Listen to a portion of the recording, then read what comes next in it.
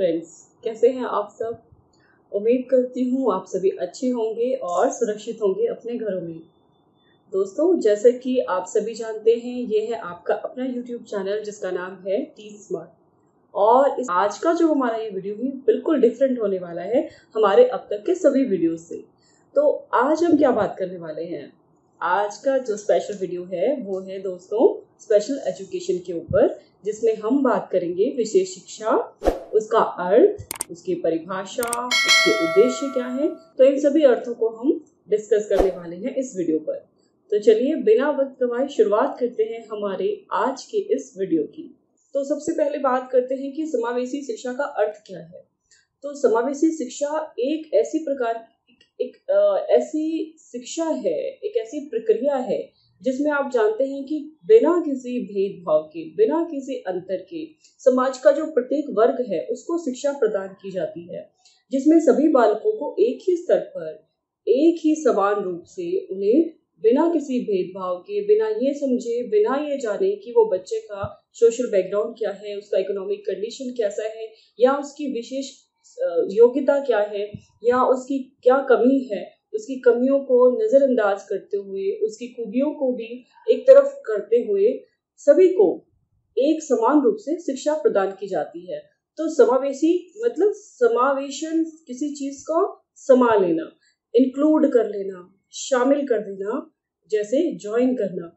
तो समावेशन जो शब्द है वो अपने आप में ही एक बहुत बड़ा मीनिंग है, एक वास्ट मीनिंग जिसे हम कह सकते हैं।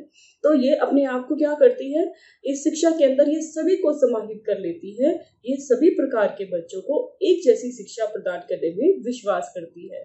सभी बच्चे जो किसी भी वर्ग से संबंधित हों, किसी भी विशेष आवश्यकता वाले बच्चे हों, तो सबको एक ही छत के नीचे शिक्षा प्रदान करती है।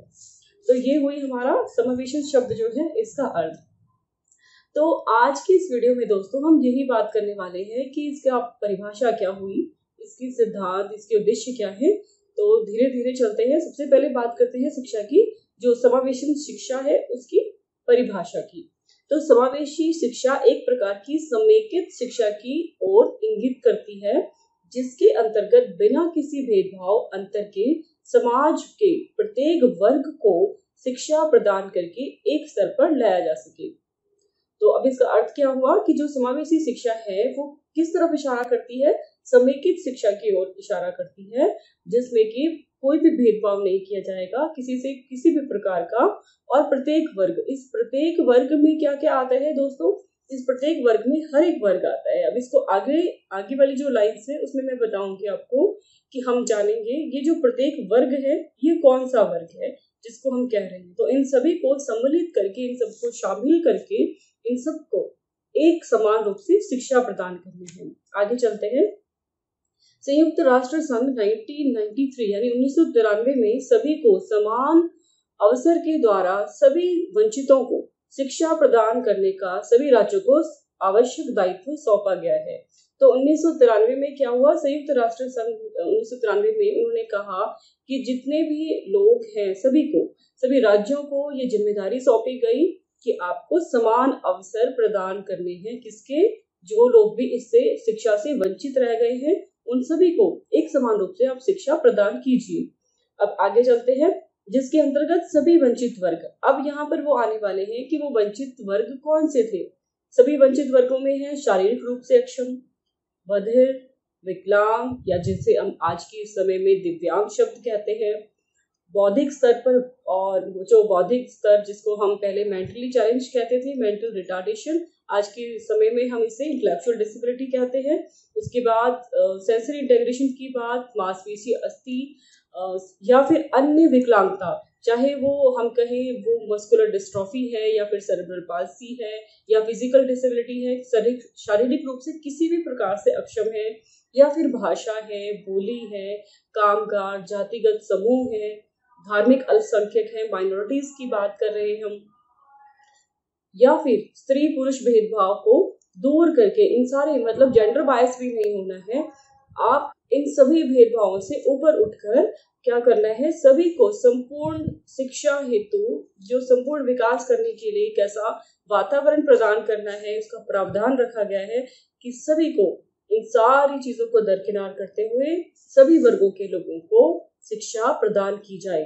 उनको शिक्षा प्रदान करके क्या करना है, उन्हें एक ही स्तर पर खड़ा करना है। क्योंकि शिक्षा हम क्यों ग्रहण करते हैं, ताकि शिक्षा के द्वारा हम समाज में अपनी मूलभूत जो आवश्यकताएं हैं उनको तो हम पूरा करें ही, उसको करने के साथ साथ हमें जीवन यापन करने के लिए और एक सही इंसान बनने के लिए भी शिक्षा बहुत जरूरी है। तो दोस्तों, ये था हमारा शिक्षा का अर्थ, जिसमें हमने जाना कि जो शिक्षा की परिभाषा है उसको संयुक्त राष्ट्र संघ ने 1993 में एक जिम्मेदारी के रूप में, एक प्रावधान के रूप में इसे रखा था। और जो शिक्षा है वो बिना किसी भेदभाव के, किसी के साथ भेदभाव नहीं करती है, सभी को शिक्षा का अधिकार है। और शिक्षा है वो सभी भेदभाव से ऊपर उठकर उसको वो शिक्षा प्रदान करने का जो जिम्मेदारी है दी गई है। आगे चलते हैं, अब बात करते हैं समावेशी शिक्षा की विशेषताएं। इसकी विशेषताएं क्या क्या है, तो पहला पॉइंट देखते हैं।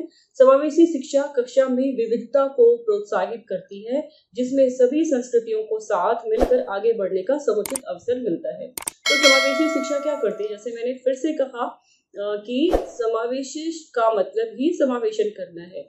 समावेशी शिक्षा क्या करती है, सबको अलग अलग जो विविधताएं हैं, जो डिफरेंसेस हैं, जो डाइवर्सिटी है जिसकी हम बात कर रहे हैं कि भारत बहुत सारी विभिन्नताओं का देश है, तो इन सब को क्या करती है, इन सब के बावजूद उसे प्रोत्साहित करती है और सभी संस्कृतियों को आगे बढ़ने का एक समुचित अवसर प्रदान करती है कि हर एक वर्ग का बच्चा, हर एक संस्कृति का बच्चा, हर एक स्टेट का, चाहे उसकी भाषा कैसी भी हो, उसके जो स्पेशल नीड वाला बच्चा भी है, वो उसके अंदर चाहे संस्कृतियों का ही अलग अलग हम देख पा रहे हैं कि उसका बैकग्राउंड अलग है, पर इन सब के बावजूद भी जो शिक्षा है सबको समुचित अवसर प्रदान करती है कि वो भी आगे बढ़े।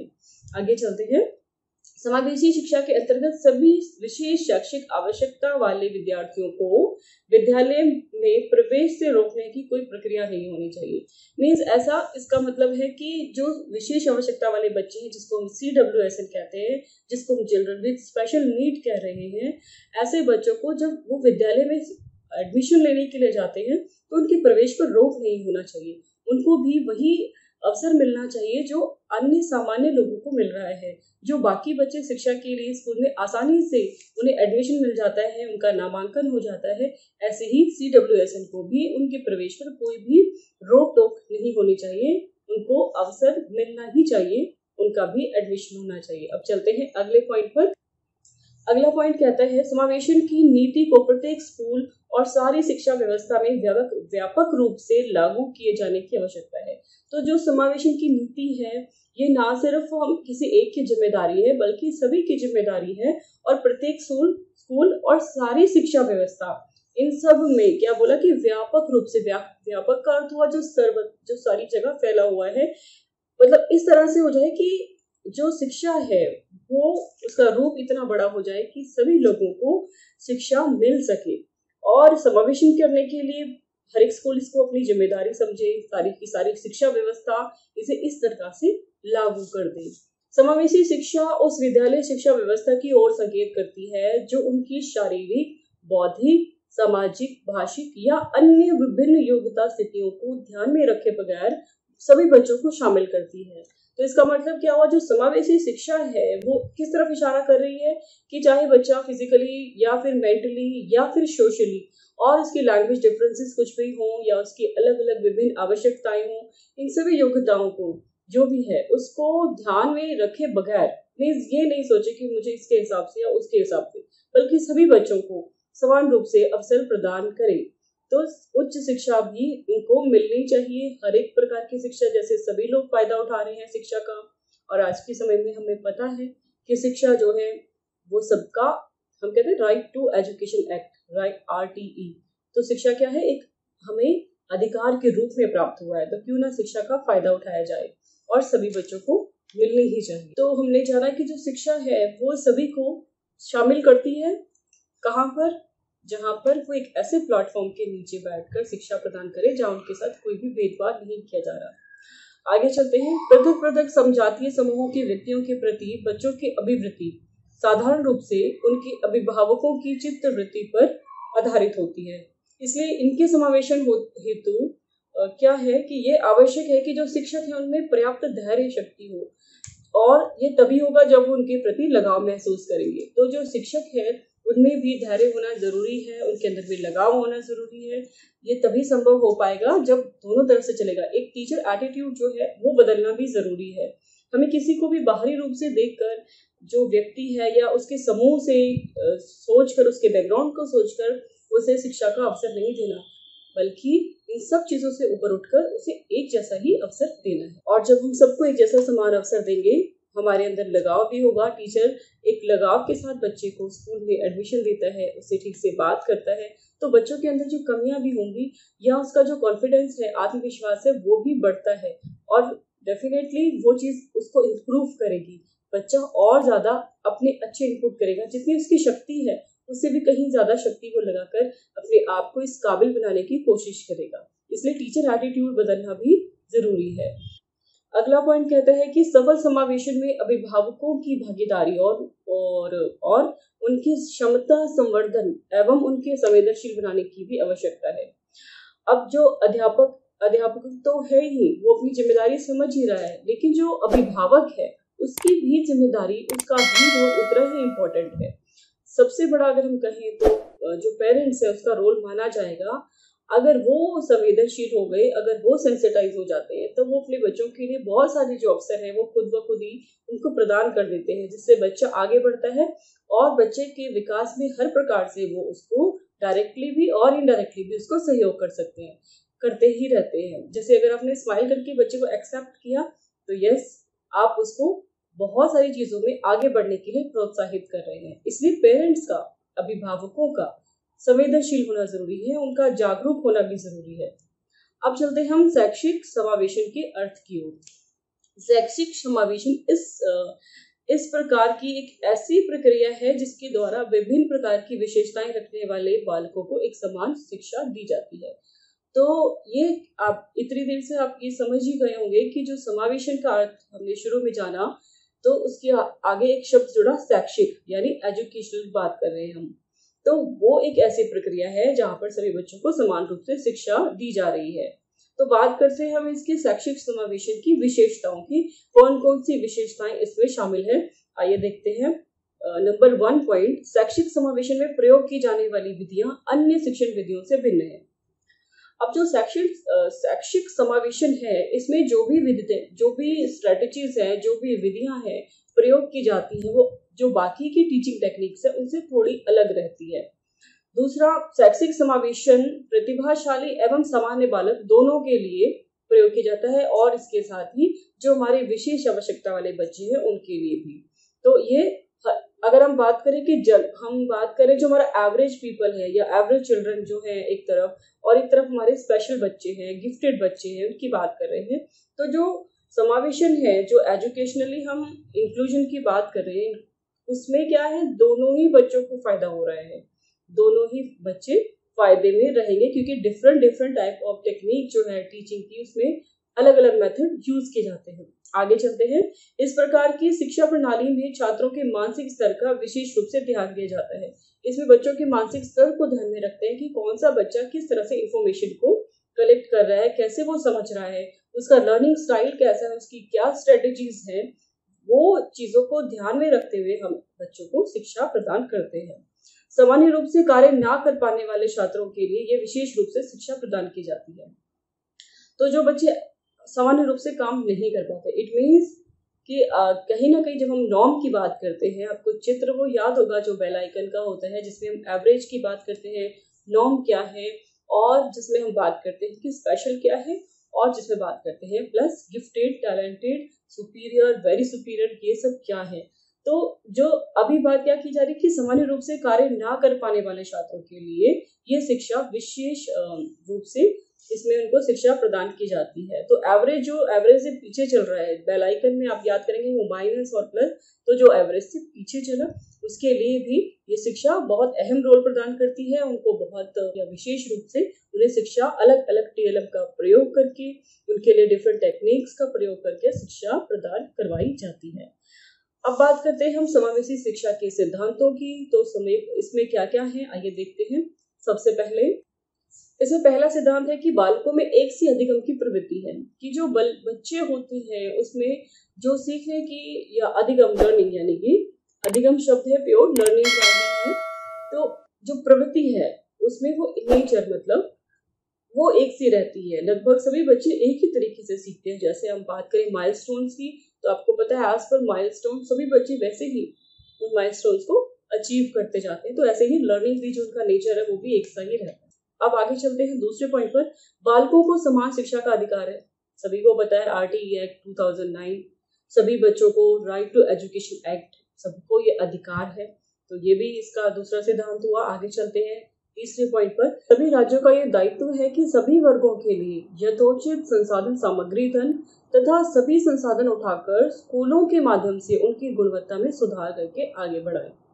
तो राज्य सरकारों को क्या कर्तव्य दिया गया, क्या उनके ऊपर रिस्पॉन्सिबिलिटी डाली गई कि आप क्या है जो एजुकेशन है उसकी क्वालिटी को बढ़ाना है और उसकी गुणवत्ता में सुधार भी करना, उसको बढ़ाकर क्या करना है फिर आगे आपने देना है। यथोचित संसाधन सामग्री, जो भी अवेलेबल रिसोर्सेज है, जो भी सामग्री धन है, मतलब यहाँ पर जो भी रिसोर्सेज का इस्तेमाल करके हम बच्चों को अच्छी एजुकेशन दे सकते हैं, उन सभी चीज़ों को कलेक्ट करना है, उनको उठाना है और उठाकर क्या करना स्कूलों के माध्यम से। यानी स्कूल एक ऐसा प्लेटफॉर्म है, एक ऐसी जगह है जहाँ से कि बच्चों तक इस शिक्षा को पहुंचाया जा सकता है, वो शिक्षा का ये फायदा उठा सकते हैं। अब आगे चलते हैं। चौथा पॉइंट, शिक्षा में सभी वर्गों, शिक्षक, परिवार तथा समाज का दायित्व है। क्या दायित्व है कि सामाजिक शिक्षा में अपेक्षित सहयोग करें।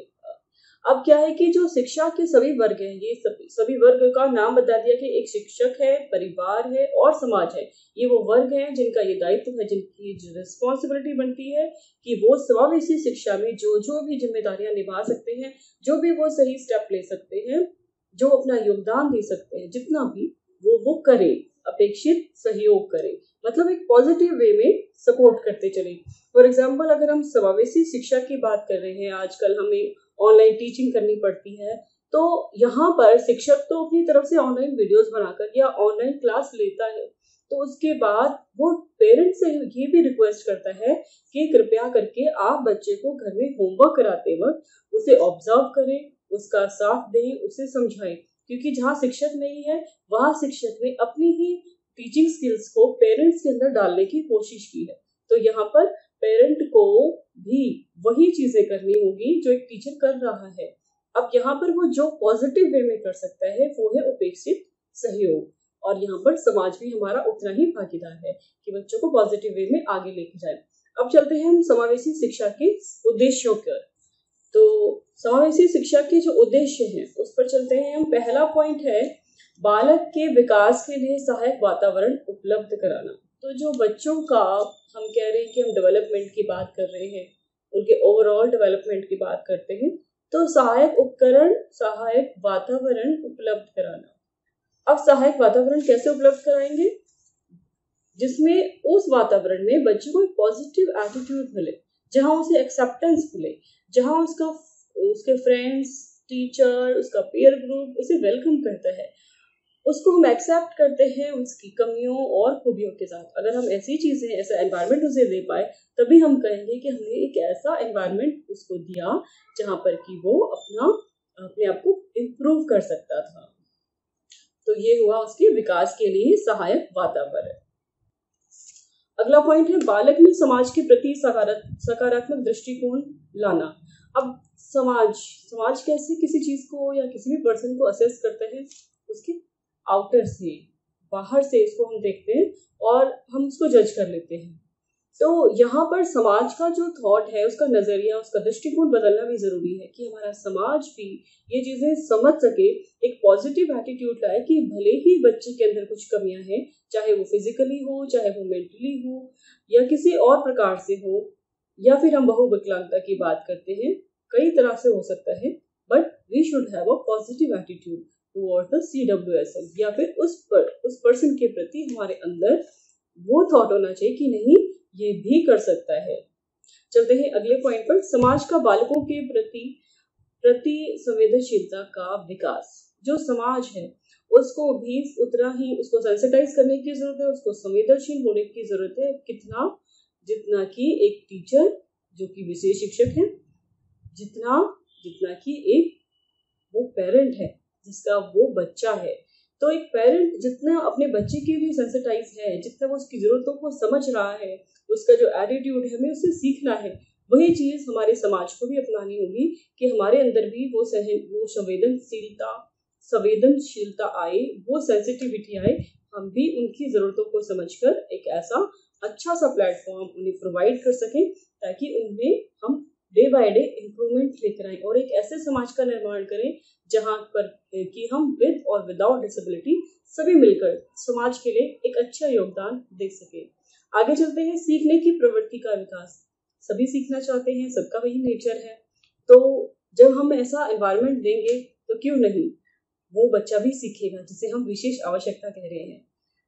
विशेष आवश्यकता वाले बच्चे जरूरी नहीं हम कहें कि वो डिसेबल्ड है, नो, वो डिफरेंटली एबल्ड है। तो सीख तो हर कोई सकता है, सिर्फ उसका तरीका दूसरा है, इसलिए उस दूसरे तरीके की तलाश करें, खोज करें, और हो सकता है वो पहले तरीके से ना सीखें, आप दूसरा तरीका देने की कोशिश करें। एग्जाम्पल्स तो बहुत हैं, स्टोरीज भी बहुत है, फिर किसी वीडियो में इसे डिस्कस करेंगे कि वो दूसरा तरीका क्या है। आगे चलते हैं, बालकों में नवजीवन का संचार। बच्चों के अंदर जब हम पॉजिटिव होंगे तो हम उसके अंदर नवजीवन का संचार कर ही देंगे। उसके लिए सबसे पहले हमारा पॉजिटिव होना जरूरी है, लेकिन अगर हम ही नेगेटिव हैं, हमारा थॉट ही नेगेटिव है, तो हम उसे भी पॉजिटिव नहीं बना पाएंगे। तो उसके अंदर नव जीवन का संचार करने के लिए पहले अपने आप को पॉजिटिव करें, और जब आप पॉजिटिव होंगे आप देखिएगा आपके अंदर खुद ब खुद बहुत सारे तरीके आ जाएंगे जिससे आप बच्चे को आगे का मार्गदर्शन करेंगे। अगला पॉइंट है, बालकों को स्वावलंबी होने के लिए व्यावसायिक शिक्षा प्रदान करना। स्वावलंबी होने के लिए क्या करनी है? व्यावसायिक शिक्षा। अब हम बात करें इसमें अगर न्यू एजुकेशन पॉलिसी 2020 की, तो उसमें भी ये बात है कि अब से क्लास 6 से हम स्किल डेवलपमेंट बच्चों को देना शुरू कर देंगे, वोकेशनल एजुकेशन स्टार्ट हो जाएगा। हम बच्चों को स्वावलंबी बना रहे हैं, हम उनसे ये बना रहे हैं कि वो समाज में अपनी जरूरतों को पूरा तो करे, उसके साथ साथ अपने पैरों पर भी खड़ा हो, और इन सब के लिए हमें शिक्षा का होना बहुत जरूरी है। एक अच्छा इंसान बनने के लिए भी हमें शिक्षा की जरूरत होती है, एक अच्छा समाज का निर्माण करने के लिए भी हमें शिक्षा की जरूरत होती है। तो दोस्तों, उम्मीद करती हूँ कि आज का जो हमारा टॉपिक था, जिसमें हमने बात की, थोड़ी सी हमने टच किया समावेशी शिक्षा क्या है, इसकी परिभाषा क्या है, इसका अर्थ क्या है, हमने इसके उद्देश्यों के बारे में जानकारी प्राप्त की। तो इन सब में सबसे अहम वो शिक्षा थी जिसकी हम बात कर रहे हैं, जिसकी वजह से हम और आप अभी आमने सामने हैं। बहुत सारे बच्चे एग्जाम्स की प्रिपरेशन के लिए इस वीडियो को देख रहे होंगे, बहुत सारे लोग इसी कॉन्सेप्ट को क्लियर करना चाहते होंगे। तो उम्मीद करती हूँ कि ये जानकारी आपको जरूर काम आई होगी और आपको अच्छी लगी होगी। अगर आपको ये जानकारी जरा भी पसंद आई हो तो प्लीज इस चैनल को लाइक और सब्सक्राइब करना ना भूलें, और दूसरों के साथ शेयर कीजिए, और कमेंट बॉक्स में दोस्तों जरूर लिखिए कि अगला वीडियो आप किस टॉपिक पर चाहते हैं, ताकि एक नए वीडियो के साथ हम फिर से आपके सामने आ सकें। इसके साथ ही आपसे विदा लेते हैं, तब तक के लिए धन्यवाद।